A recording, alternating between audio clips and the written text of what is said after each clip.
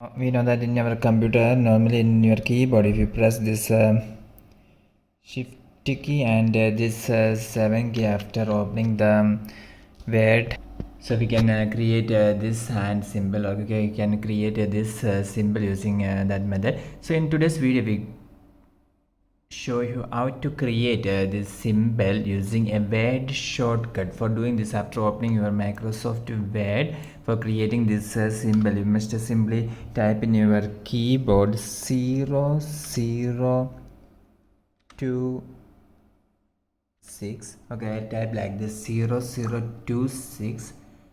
After that, I am going to press these two keys. This is the Alt key and this is the escape key. I am going to press these two keys at the same time. Then you can see that if you press these two keys at the same time, we have created this symbol once again. So this is the word shortcut.